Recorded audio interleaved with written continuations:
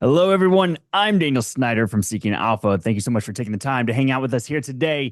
We are diving into the world of the quant system with none other than Stephen Cress. All the questions that you have ever had about factor grades, dividend grades, or REIT grades, we are diving into it here today. But before we dive into conversation with him and get the back history of the quant system and what is the quant system and how does it work and how does it refresh and all of that great data, let's go ahead and get a quick legal disclaimer out of the way here.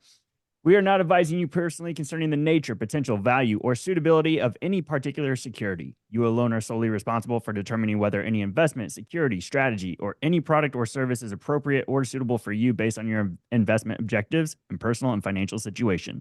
This presentation is for information purposes only. Content is presented as of the date published or indicated and may be superseded by future events.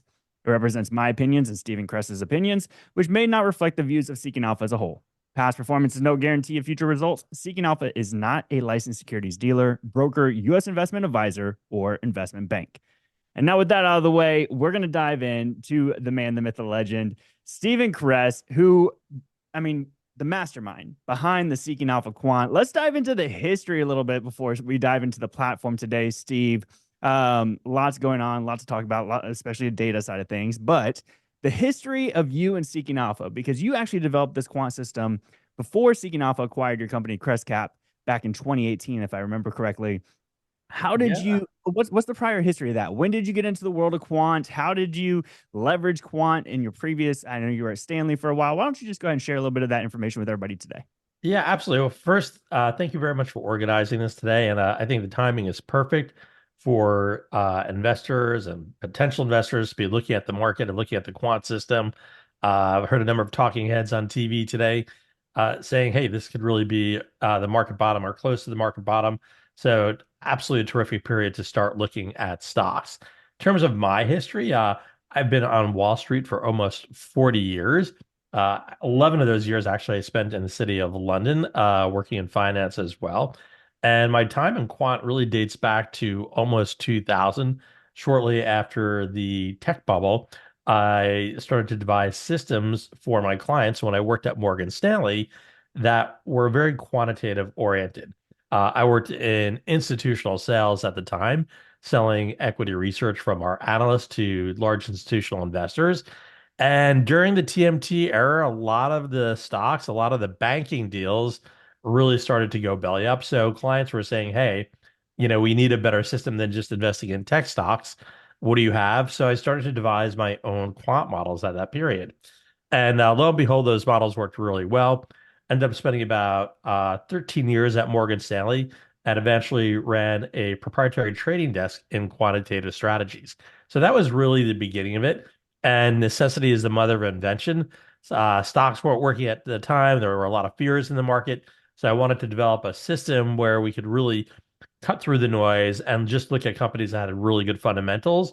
So I started to create the quant system really way back then. So almost 26 years ago. And so has it evolved over the years, or is it still the original quant system that you developed all those years ago? No, absolutely, it's absolutely evolves. I don't want to say every day, but the beauty of quant is it's like searching for the holy grail. You're constantly out there. You're constantly trying to improve your methods, improve your parameters, your criteria. So we do constantly tweak the quant model, especially products that we create that are based on the quant model. A lot of the quant system is very similar to what we established here at Seeking Alpha back in, I want to say, around 2018. So the essence of the core model is the same, but we've developed products off of it. Dividend safety grades, Alpha Picks as a portfolio product, the Pro Quant portfolio as a product, ETF grades, REIT grades, and all those tend to have some metrics and parameters and criteria that are a little bit different. And especially with the portfolio of products, we really back test those factors that we assess, trying to get the best performance that we possibly can. Yeah. Now we're going to dive into as much as we can here today. Obviously, there is some proprietary information within the quant system that we won't be able to answer. But everyone that you're turning into this video live with us, if you have questions, make sure you're dropping them in the chat. We're going to try to get to questions here after a little bit of a presentation, walking through the platform and the data behind the quant system and the back testing and everything like that. So, Steve, why don't we go ahead and jump in? I think we should go to the platform. I think, I mean, everybody that's Yeah. whether they're new or they're familiar with Seeking Alpha, you see the quant system on every single symbol page. You see it all across the site. But today, specifically, we're going to highlight the factor grades, the dividend grades, and the REIT grades. And then you have another webinar later this month where you're going to be joining Fred from the product team and be talking about the screeners and portfolio health check and some of the other things we have on the site. But to get things off, maybe we can dive into like the quant grades, right? And the trifecta. Yeah. So I thought History. what I would do is I want to highlight to people where they can get more information. So after this webinar today, they'll be able to find a lot of this on their own. So if you look on the right-hand side, this is a stock page, or you can refer to it as a symbol page. It's really the core to the Seeking Alpha Premium. It pulls a lot of different information together. You can find contributor articles over on the left-hand side. You can find news from our incredible news team. And then on the right side, you find the quant grades. So what I want to start with is if you see there's a question mark over here on factor grades for the quant system, and you'll see there's a little snippet of information. If you click on the quant ranking and factor grades, that will actually bring you to an article that I wrote. And this will help provide you with a little bit of how the factor grades work. And I'm sort of just gonna, walk you through this right now. So what are quant ratings and what are factor grades? Well, at Seeking Alpha, I often tell people the quant system is very similar to what a fundamental analyst does. An analyst that works at Morgan Stanley or Goldman Sachs or Merrill Lynch, they are fundamental investment research analysts. And they look at core investment characteristics such as value and growth and profitability. Our quant system is really very similar, where we look at the same type of investment characteristics that an analyst looks at.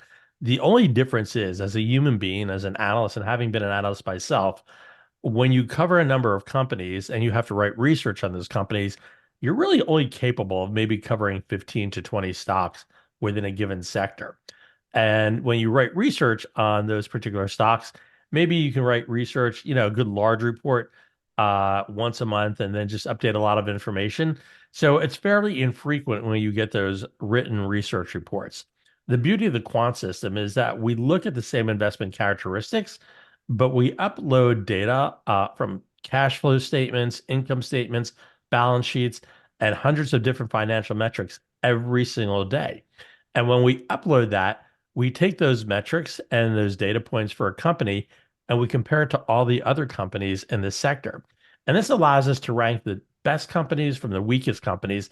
And in performing that ranking, we can actually assign a stock a strong buy, a hold, sell, or a strong sell based on where it falls. So the real difference is we have the ability to basically assess and provide a directional recommendation on thousands and thousands of stocks on a daily basis, where most conventional analysts can just do a couple updates every month on a particular stock. So you're getting near real-time information in terms of that directional recommendation. And we have a really good track record. So that is the first thing I want to describe. What makes quant different than a fundamental analyst? It's basically taking the same investment characteristics, but adding computer processing, putting it on steroids, and being able to generate large amounts of data every single day that point to those recommendations. So scroll down, you'll see how is this useful for investors? Well, it's very useful for investors. We have portfolio tools where you could load up your portfolio onto the platform. So you could every single day, it gives you the ability to get a fresh recommendation on the stocks that you own. So you'll see the overall rating. Is it a buy? Is it a sell? Or is it a hold? But in addition, when you look at those factors such as value, growth, profitability, you'll be able to see on those individual metrics where they stand versus the rest of the sector. You get an instant characterization. So I designed the system. I've been working on it basically since the year 2000. I actually created my own company. I had a hedge fund for a couple of years that was based on quant strategies. And when I was running the hedge fund, I also developed a fintech company that Seeking Alpha liked so much they bought the company, and that's what has brought me to Seeking Alpha. I don't think I added that before when I was talking about my history, so probably an important point there. That's how I joined Seeking Alpha. They purchased my company. So back to how our quant system works, which stocks are covered and which aren't. We covered just about all stocks in the United States and ADRs that trade in the United States as well. And when we look at a company, we do look at historical data metrics, but we also look at forward data metrics as well. So when we look at forward data metrics, that means we're looking at revenue growth, EPS growth, EBITDA growth. And what we do is we take the consensus of Wall Street analyst estimates when we're looking at that growth. Companies that we do not cover, often we'll find that there's no Wall Street coverage. So if there's no Wall Street coverage on a company, we will not cover it in our quant system. We also do not cover stocks that trade on foreign exchanges. If there's an ADR, an American Depository Receipt, and that trades in the US, we will cover it. But if it purely trades on a foreign exchange, we do not cover it. So that's a little bit of information about, the factor grades. What I really want to do is take you to a specific stock so I can walk you through how it actually works. This stock is called Celestica. It's a name that we've liked for quite a long time, and you can actually see how long that we've liked it. There is a ratings tab, and we're very transparent. You can see the stock is up 7.64% today. We have a strong buy. If you click on the ratings tab, it will go back and show you the history going back 3 years. And basically, every single trading day over 3 years, you could see what the directional recommendation was. And you could also see what our grade is on valuation, growth, profitability, momentum, and analyst EPS revisions. And these are the same grades that you find on the right-hand side. So underneath the rating summary card, and that rating summary card actually shows 3 independent ratings. These aren't all quant. When you see SA analysts, that is the consensus of the Seeking Alpha contributors and their recommendations. When you see Wall Street, that is a consensus of Wall Street analysts and their recommendation. And then we have our quant system. And that quant system, that strong buy grade, is determined by the factor grades that you see underneath, the same factor grades that you found on the rating card. So that rating card gives you a history going back 3 years. If you're looking on the right-hand rail here, this shows you what the grades are right now. But the beauty of this is you not only get to see what it is relative to the rest of the sector. So if you're looking at valuation, you see it says C, it's pretty much in line with the sector. But if you look at growth, you can see that instant characterization, how growth is far, far stronger for Celestica versus the rest of the IT sector. Profitability is stronger. The momentum of the stock is stronger, and the analyst revisions are stronger as well. But just to give you a little bit more color, not only do you see what it is now, you can see where the grades were 3 months and 6 months ago. And for the most part, Celestica has been fairly even. Valuation is basically unchanged, going from D plus to C minus. Growth has remained at an A minus, which is much stronger than the rest of the group. Profitability has actually improved from B minus to B plus. So as the company is earning more money, they're actually becoming more profitable. And the analyst revisions is a B plus versus an A. So what does that mean? What makes up these factor grades? If I actually click on it, if I click on valuation, you could see all the underlying metrics that make up this overall valuation grade. Now, I will tell you, not all metrics are created equal. Some of these have a higher weighting in our model. So, for instance, as you're looking at PE versus price to sales versus price to book versus price to cash flow, we have back tested each of these metrics, and we know which one has a greater predictive value in terms of what is beneficial to the stock in the future. So we place a higher weight on the metrics that we have back tested that show to be basically a stronger investment metric. In a nutshell, though, you can see where it is. The PE in D territory is a bit expensive for PE non-GAAP, a little bit more attractive in line, for the sector on a GAAP basis. But what stands out particularly with the stock is if you combine the PE ratio with the growth, and that's the PEG ratio, it's an A minus. So if you're looking at this one valuation metric, you could say to yourself, wow, this company is actually at a steep discount to the sector, about 42%. So when you actually combine growth with PE together, it adds a different lens and it shows you from that standpoint, it's actually fairly attractive. So that Hey, Steve, helps sort of, real yeah, quick. Daniel, question. There was a question that came in about the difference between the two peg ratios. You have a second? You could just touch on that. Yeah, so GAAP would be generally accepted accounting principles, which is basically the standard that is used across the board and comes out from sort of dictated by the SEC that most companies have to report on a GAAP basis. On a non-GAAP basis, many investors actually prefer to look at it on a non-GAAP basis because the numbers are diluted. And basically, what that means is if you have, say, a convertible, um, and at one point that convertible will convert into equity, it reflects that as well. So it's more of a normalized number when you consider other share classes within the stock. So if you trade in the US, you have to report in GAAP, but many investors like to look at non-GAAP numbers. So we provide both. And we provide a lot of different metrics here for evaluation.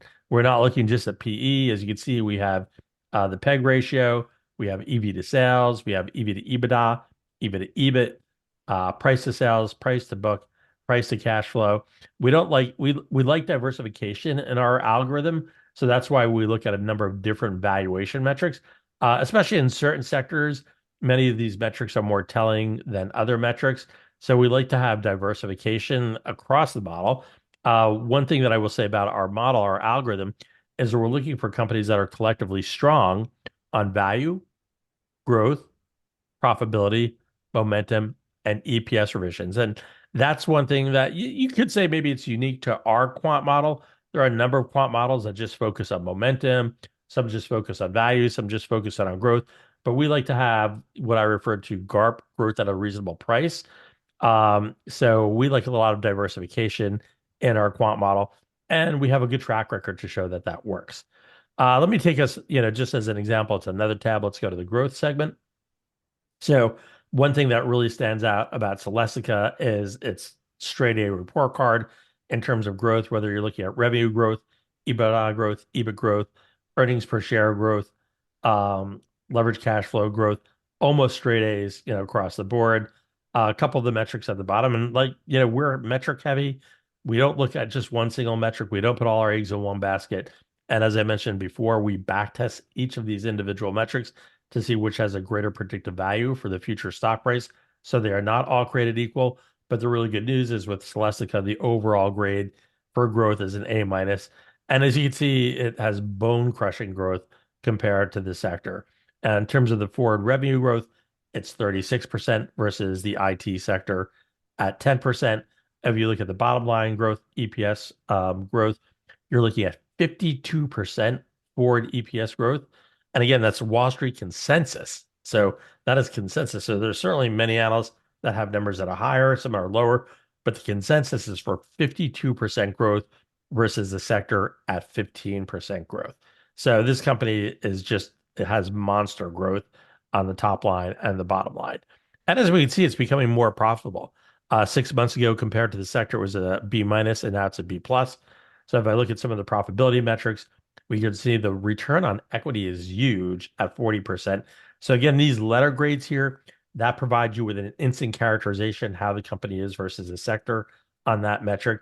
So it's very telling, and it does it literally in a nanosecond. You know how it stands compared to the sector. And 40% ROE compared to the sector at 6.8%. That's a 493% premium. Return on capital, very strong as well. So a number of metrics look very good. So the overall profitability grade is a B plus. And if we look at analyst revisions, we could see here that over the last 90 days, 15 analysts have taken their earnings estimates up. So this means they've actually have revised their existing estimates up. So 15 analysts have revised their estimates up and zero have revised it down. So they're really expecting it to have a good fiscal year in the upcoming quarter. 12 analysts have taken their estimates up, zero have taken it down. So Celestica being a stock that we really like. And I think that, gives you kind of an understanding from a quant standpoint how we look at it.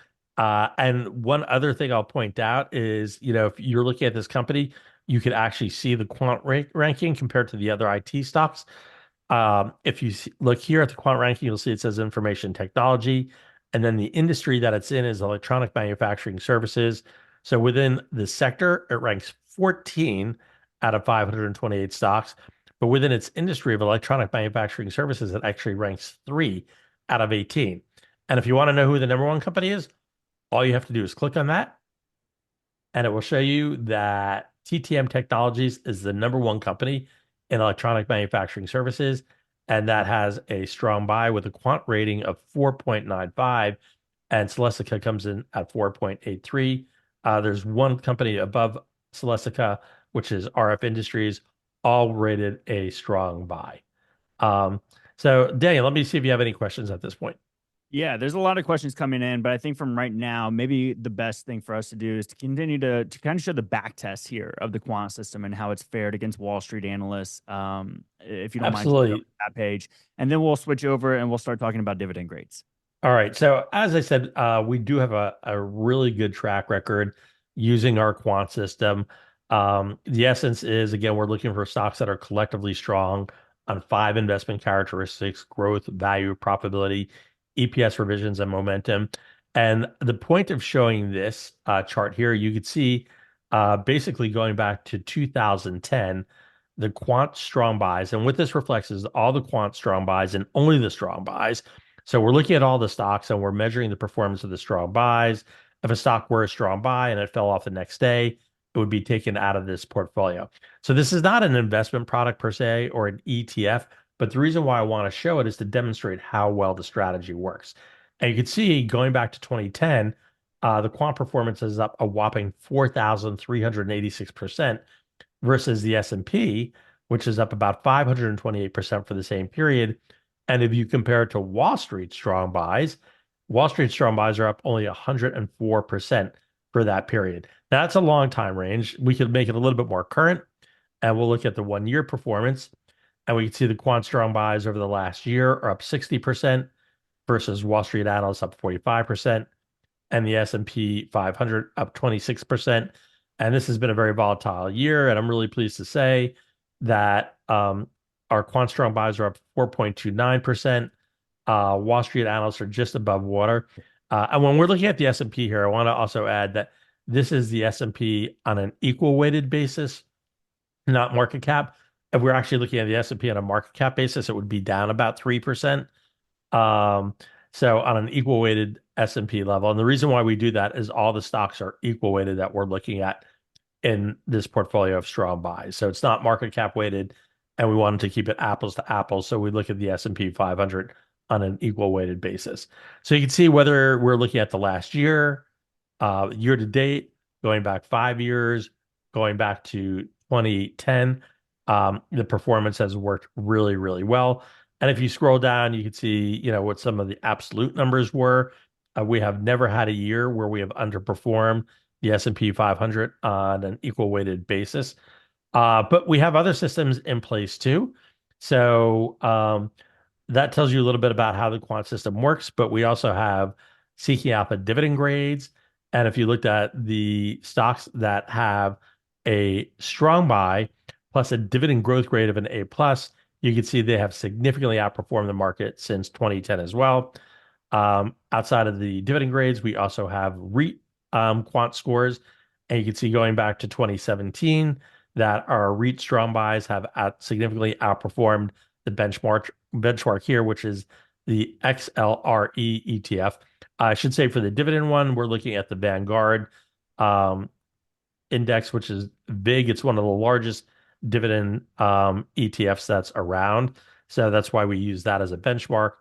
And if we scroll down after that, so you saw we had the REITs and the dividend grades as well. So on a number of different types of asset classes, whether it's dividends or REITs or just straight up stocks, we have some great quant performance.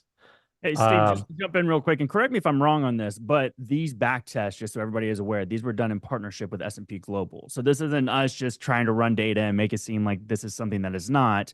we went directly to the data provider for them to help us run these back, Yes. get the Yeah, accurate data so that we could share with all of you. Because obviously the numbers are very telling. absolutely. And S&P, that's like one of their key investment products is performance and risk attribution.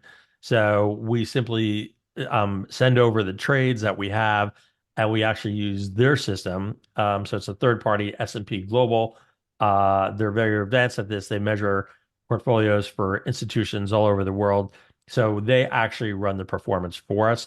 So it is a third party that generates that performance. So Daniel, thank you very much for highlighting that. So let's jump into dividend grades though, because we have the dividend safety grade, the growth grade, consistency grade, and the yield grade, which I look at these quite often. But maybe we can jump over to maybe a symbol page and show where people can find those dividend grades on the symbol page. Yeah. We can also look at the back test metrics from that specifically, that product, about how dividend safety grades can help you protect potentially any stocks that you have that might be cutting their dividends soon. Yeah. So, a great way to find, like, if you're interested in a dividend stock, I always suggest to people go to our stock screener. And when you go to the stock screener, you just click on that. That's on the left hand menu. You scroll all the way down. You'll see find and compare, stock screener. And then right away in the very top, you can see top quant dividend stocks. Um, so this is our strong buy dividend stocks. We have some, pretty strict criteria here. If I edited it and I opened it up, we could actually get a lot of other stocks as well. But what I want to do is I just want to like pick out one stock as an example that has dividends. And as you scroll down on the right-hand side, you'll see dividend grades. So if a stock doesn't have dividends, you won't see dividend grades. If it does have dividends, you will see the dividend grades, and we rate dividend safety, dividend growth, dividend yield, and dividend consistency. And as Daniel was talking about how it beats the market, you can actually take a little deeper dive and find out how this works. So if you click on dividend grades beat the market, this will give you a little bit of a history how we built out the model and some of the data that's behind it. And it's really impressive. I mean, really what we wanted to do is we know at Seeking Alpha that a lot of our subscribers have stocks that pay dividends. They specifically look for stocks to pay dividends, but there are really no services out there that have dividend grades the way that we do. So it's really proprietary to Seeking Alpha. It's a really unique feature. And when I created the system, really the sole purpose was to help people identify companies that had dividends and sort of give them some assurance, not a guarantee, of course, but some assurance that their dividend would be safe. So when we developed the system, we looked at and investment metrics and characteristics that are important to stocks that pay dividends. And we created a back test, and I'm happy to show in the back test that we found through our dividend safety grades that basically 98% of dividend cuts could have been averted by owning a stock with a dividend safety grade from A plus to B minus. So that is just like an incredible back test. And I'm going to show you what those dividend metrics are. But again, I just want to reiterate, basically, if you have a company that has a dividend safety grade between A plus and B minus, historically, 98% of the companies that had those dividend grades, you averted the cut. Conversely, we found that 70% of all stocks that had a dividend safety grade of F actually cut their dividend. And we also found that 41% of all stocks that had a dividend safety grade of F at the start of January 2023 cut their dividend within the next 12 calendar months. So these dividend grades are really important to look at. I will also say dividend growth grades are very important. And we found that if you combined companies that had a dividend growth grade of A plus, along with a quant strong buy, that you significantly outperform the benchmark over a long period. So this gives you a little bit of in-depth assessment on what we did in terms of performing our back test. I want to take us back to the stock so we can actually look at the dividend grades. And again, we're very transparent at Seeking Alpha. So when you scroll down on the right-hand side, you look at the dividend grades, you can see this company has an A minus, so that's very safe. You can actually click on dividend safety, and then you can begin to see why. here's the overall dividend safety grade. It's an A minus. And then when you look at all the metrics that we consider important for companies that have a dividend, we're looking at cash dividend payout ratio. We're looking at dividend payout ratio. We're looking at cash flow payout ratio. We're looking at dividend coverage. We're looking at interest coverage. We're looking at debt to assets. We're looking at debt to capital. We're looking at net income margin, return on equity, cash per share. We're looking at the percent of the security that's owned by institutions. We're looking at sustainable growth rates. So dividend coverage ratio. So we're looking at a lot of different investment metrics when we assess dividend safety. And again, we take these metrics and we compare them to all the other companies using the same metrics in the sector. So by example, you can see here the cash dividend payout ratio, it's an A minus. So that gives you an instant characterization that on that particular metric, it's much stronger than the rest of the sector. And you can see that it comes in at 15%. Lower is better here. The sector median is 40%. So that puts it at a 62% discount to the sector. So you want a low cash dividend payout ratio. If you're looking at interest rate coverage, you're looking at the opposite. You want a higher interest rate coverage number. This comes in at 48%. You can see it's an A plus. Interest rate coverage for the sector is 6.75. So it's much higher than the sector. So sometimes this could be a little confusing for people that don't know if higher is lower or lower is better. We know what it is. And that grade there gives you that instant characterization of how it is to the sector. And it tells you, obviously, if it's an A plus, academically, you know, if you're getting an A plus, an A minus, you're doing well. Conversely, if you have something that's in the D plus territory or the D territory, that is not comparing well to the sector. So you do see here that the dividend growth rate, the 1 year CAGR, it's only 1%. It's lower than the rest of the sector, so that's not that strong. But again, these metrics are not equally weighted. They've all been back tested, and we have an idea of which ones are more predictive, so those have a higher weight. So that's a little bit about the dividend safety grade. Same goes for the dividend growth grade. We're looking at different metrics here. So you can see the 1 year dividend growth rate is in line with the sector. The 3 year dividend growth rate historically not that great versus the sector, but the 10-year growth rate is actually really strong versus the sector.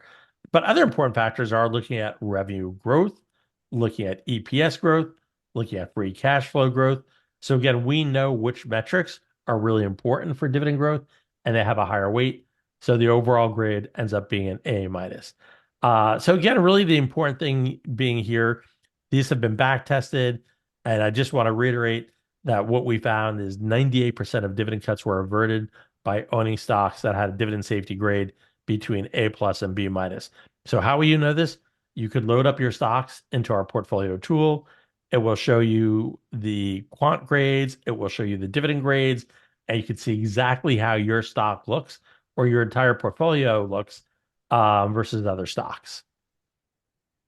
Yeah, well said. And also, I want to reiterate is that every metric that is listed there obviously has its own weighting within the system here, and that is proprietary. So we won't be sharing that today. Right. But David did want to mention or ask you this question because it did come up, and I saw it there on this last page actually with Newmont. Some of the metrics within the quant system world here, whether it's the factor grades or the dividend grades, are missing some values. Why does that happen on occasion? Yeah, so I think let me see if there's anything missing on Newmont. So if you Looks go like back to the dividend safety, it was like some of the 5 year metrics were missing, but there was somebody here in the chat was pointing out another stock where some of the factor grades were missing some metrics. yeah, that definitely happens.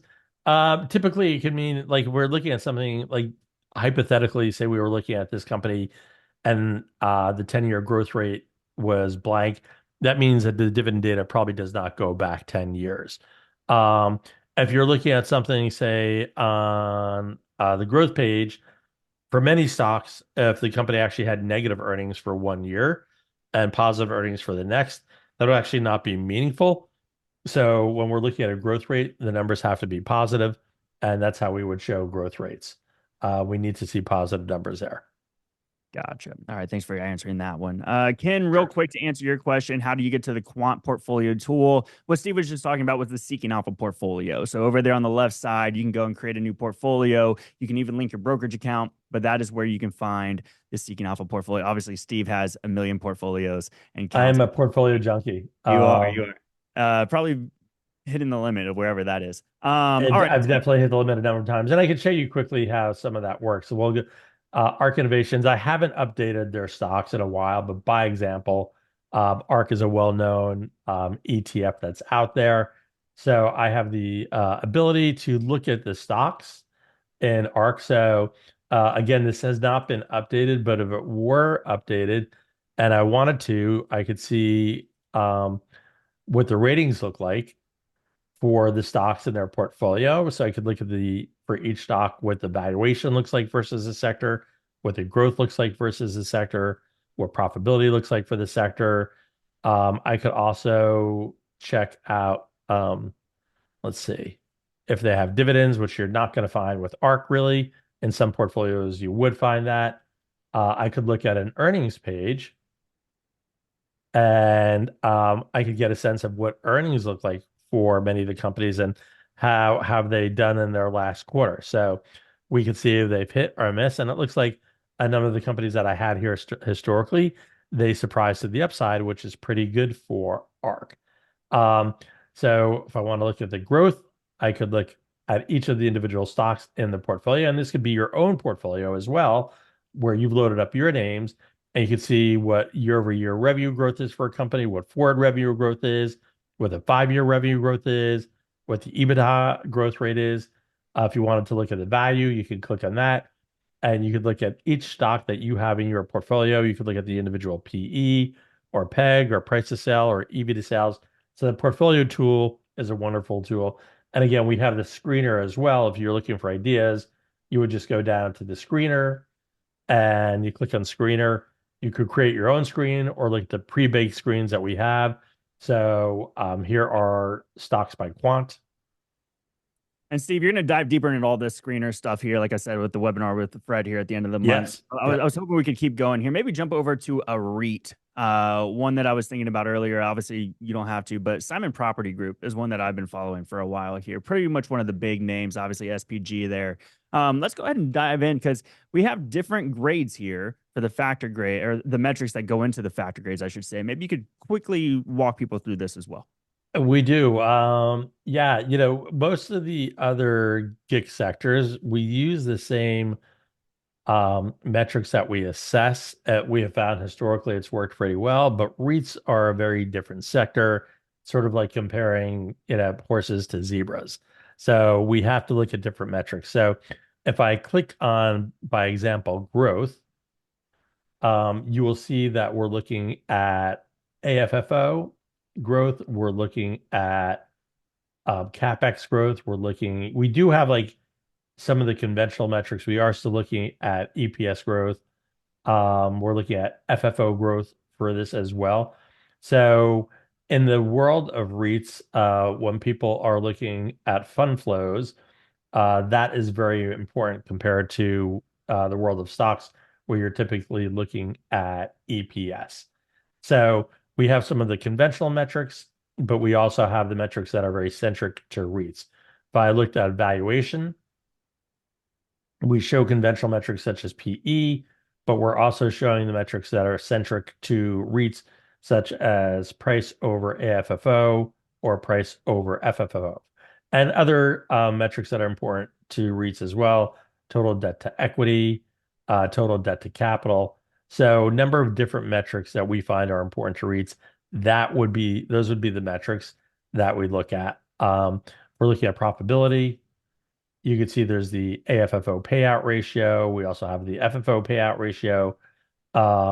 We're looking at cash per share as well, which is common to what we look at stocks. But we're also looking at the FFO dividend coverage ratio, FFO gross to margin, FFO interest rate coverage. So many different metrics that we use for REITs. And we have a good track record for that as well. See if we could bring that up. REIT quant ratings beat the market. So as we click on this, you could see our backtest show and really our simulated performance. Honestly, we've been running the REITs since about January of 2019. So these aren't even backtests. These are actually the simulated trades that you're looking at. And you can see that our REIT quant strong buys are up 175% versus the XLRE ETF for the same period, up only 76%. So quant works quite well for REITs as well.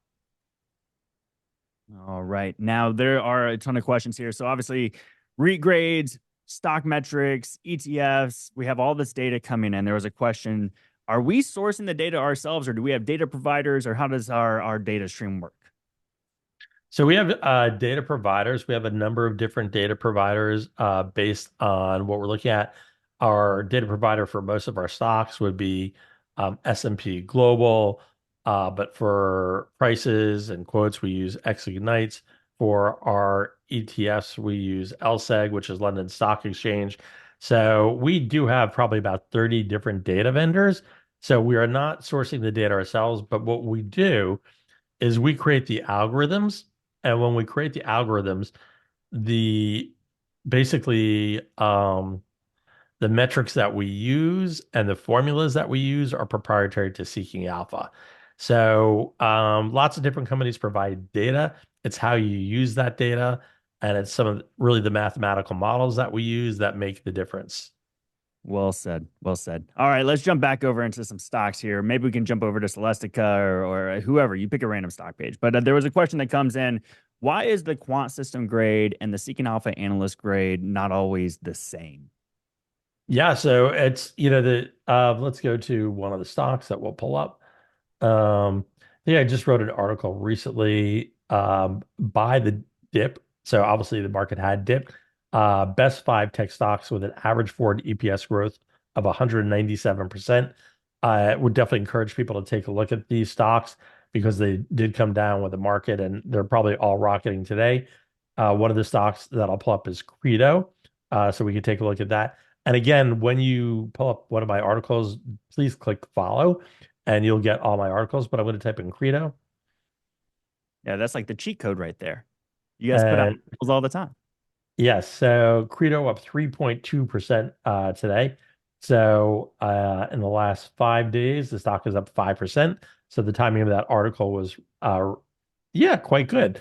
So Daniel, you wanted me to pull this up. What did you want me to highlight?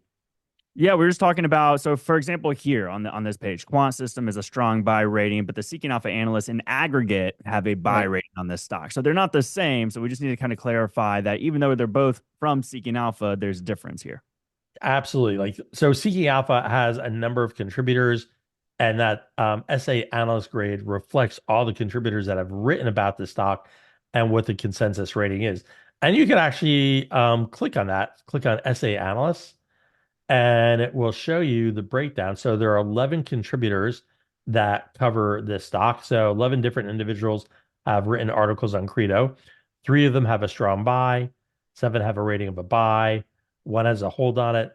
If you take the consensus of that, that would be a buy recommendation.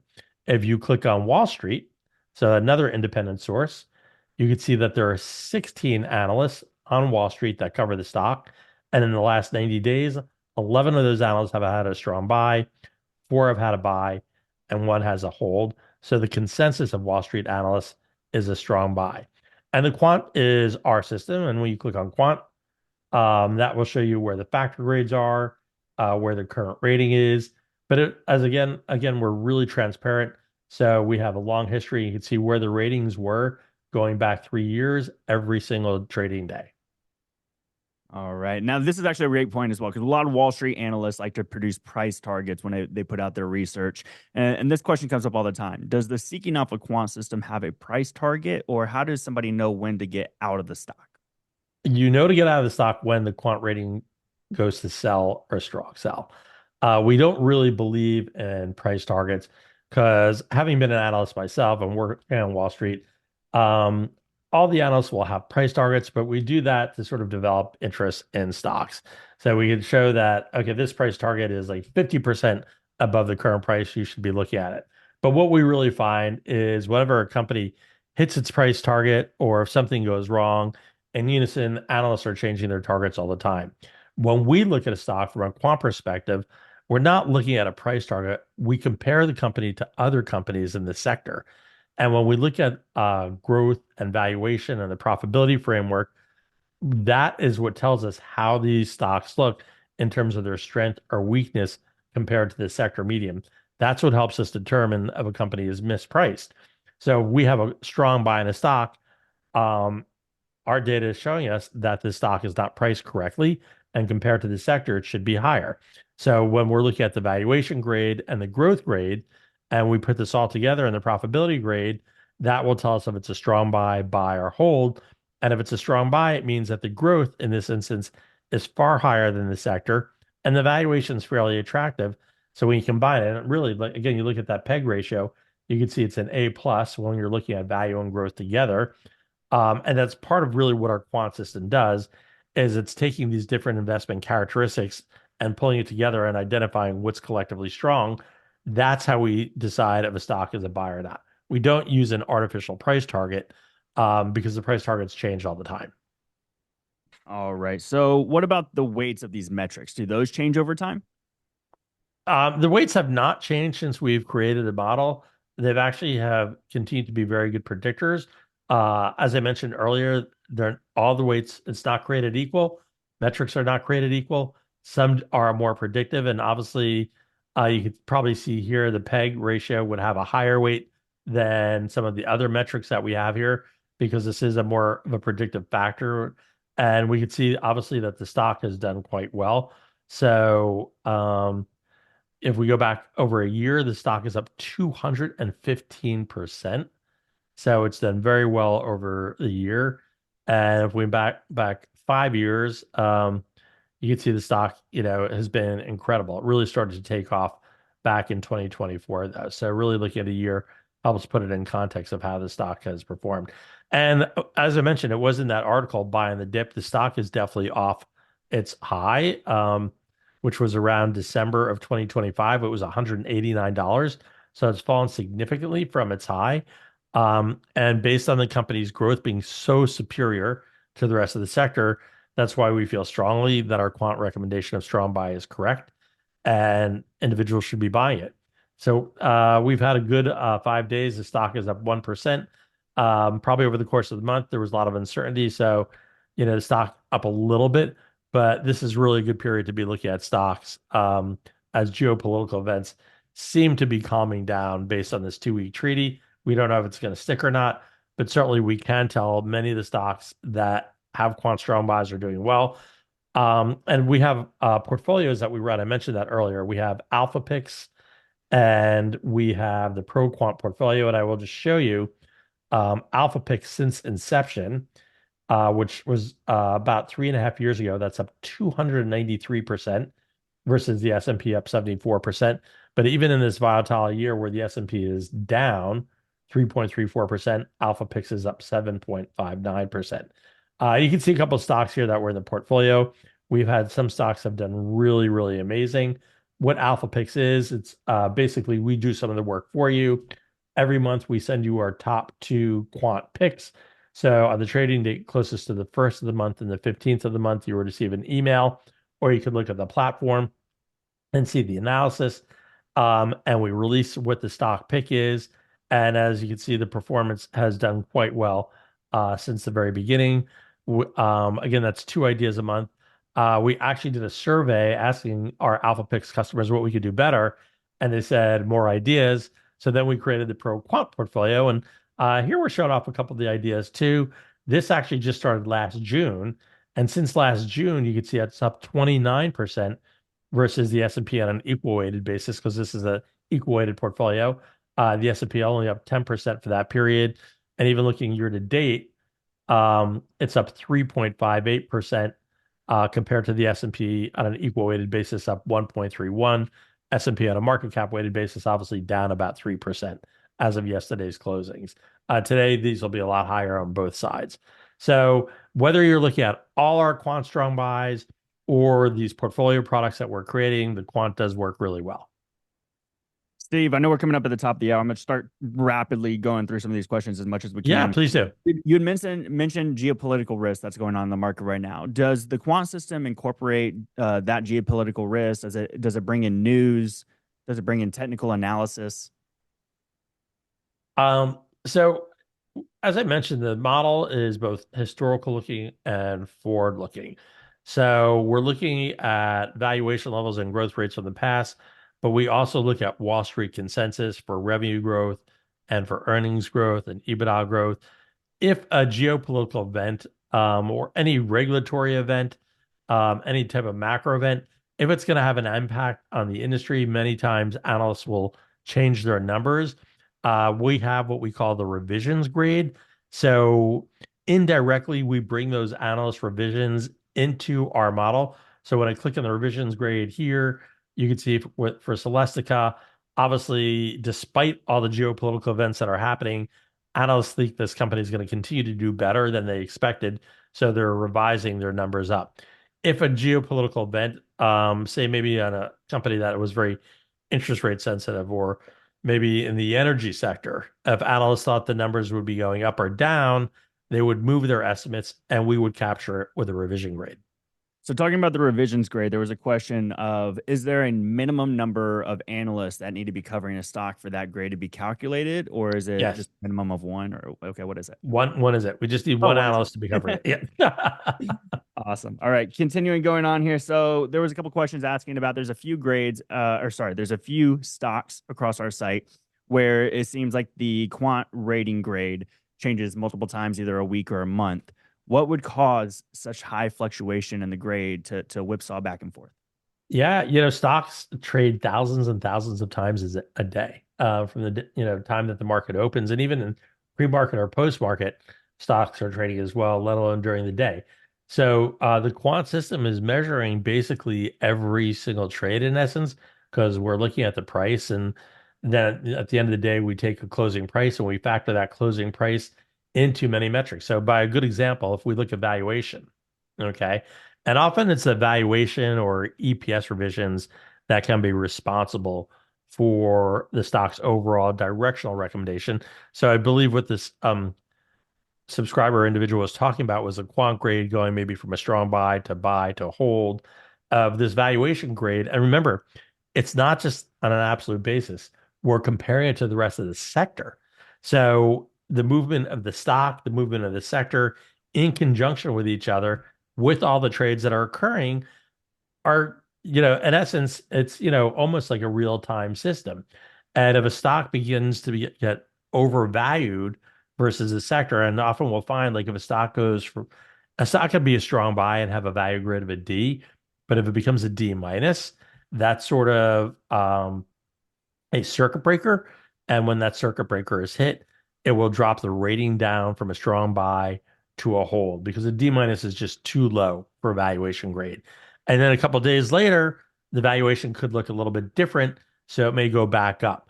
So it all depends, how the stocks are trading and how they're trading versus the sector. And stocks trade, as I said, thousands of times a day.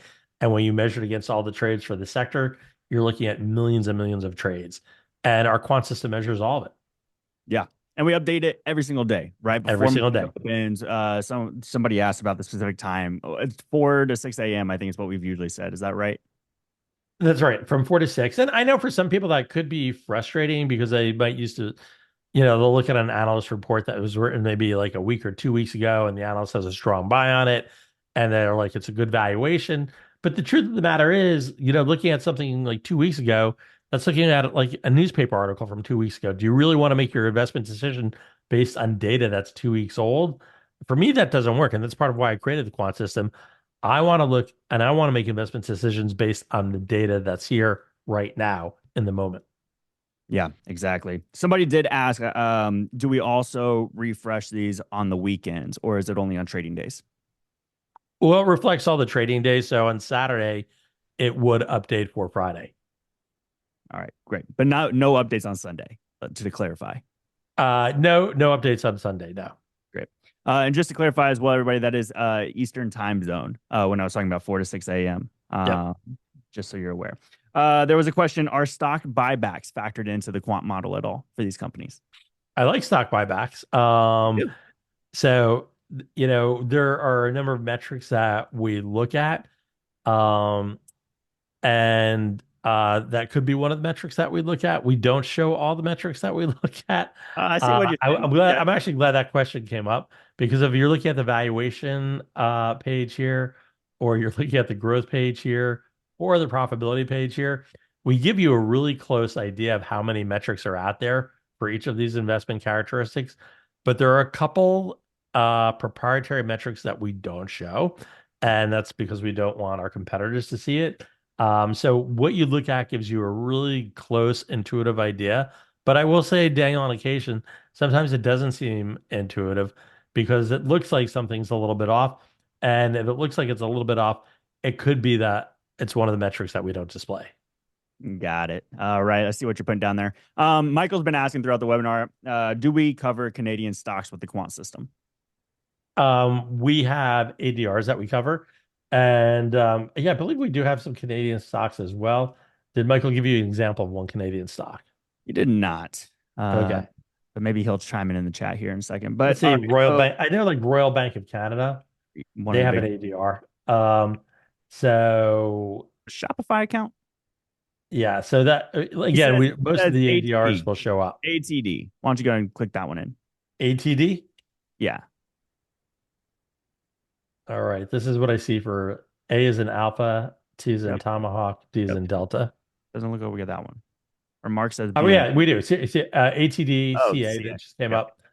So if we click on that and we go to the summary page, you can see that we have this stock, um, but it doesn't have coverage from the quant system. And it didn't look like there was an ADR in this company.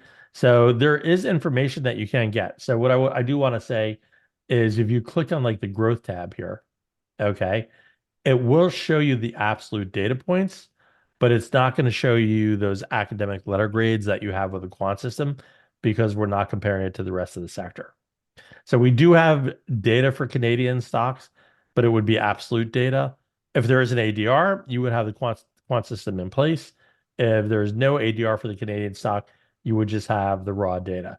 So we show, the valuation. So a lot of the metrics we look at are there. And you're just going to look at the absolute metric. You're not going to have the quant grade. All right. Got that clarified. All right, let's try to squeeze in one or two more here. Do we use any discount cash flow models within the quant system? We do not. It's something that historically I have found ineffective. So we do not include that in our model. I know a lot of analysts do like to use it, but I think even in this article, I may address that. Um, we do. We say, how is the value grade determined? Discounted cash flow models are highly sensitive to the company's assumed long-term growth rate. We don't know what the long-term growth rate is. So that's Right. one of the reasons why we don't use it. A small change in the company's assumed long-term growth rate can have a large impact on the resulting fair value for the stock. Yet long-term growth rates are extremely hard to estimate with precision, and analysts have few tools other than guesswork for estimating them. So that is one of the reasons that we do not use DCF. Amazing that he asked it, and yeah, the answer is right there. Love it. Love it. How many years are included in forward metrics that we have across the grades? All right, let's go there. We're going to show you. So we'll go to Credo Technology. This is how transparent our system is. If we go to, let's say, well, let's just go to revenue forward growth. You can see we actually have a tooltip which displays the information of how that metric works. And you can see for our forward growth rate, we're actually using one historical year and going forward 2 more years. So it'd be one historical year. So you have an actual in there, then you have the current year, then you have FY1 and FY2. So that's a total of 4 different periods that we use. And you would find the same for the EBITDA forward growth rate and for the EPS forward growth rate. So our growth rate, that sort of calculation that we're using, is a bit proprietary to Seeking Alpha. And it's one of the things that separates us. And as I have mentioned, I've been doing this for a long time. We backtest a lot of these metrics. So I tend to find that using a longer growth rate period with including one historical year is actually a much more effective tool for measurement. All right, there you have it. All right, Stephen Cress, thank you so much for the time and the knowledge here today. This has been Absolutely. extremely helpful diving into the world of quant. I know we've gotten a lot of questions from people over the many months and years, and we needed to re-dive in with everybody. And if you're watching the replay of this video, if you're new to Seeking Alpha Premium or Pro, or you're joining in for Alpha Picks, hopefully you found a lot of great insights here as well. I know it can seem a little bit intimidating at times, but I promise you it's not. And also, like I said, there's going to be another webinar with Steve here at the end of this month. There'll be another video on the replay of the Video Hub here on Seeking Alpha that'll dive into more of portfolio health check screeners and some of the other quant features here. But Steve is, like I say, the mastermind, the titan of quant here at Seeking Alpha. It's always a pleasure to dive into this information with you. So I know everybody's here saying, great, thank you so much, Steve. Somebody's asking your age. I thought that's not what we do here, I've been guys. in business for a long time. We're here for the education. A lot of experience. A lot of experience. That's right. That's where all the hair went, right? All right, Steve, let's hop on out of here. Everyone, thank you so much for joining us today. This has been very great. And we'll see you here again soon in the next video. Take care. Thanks so much. Bye-bye.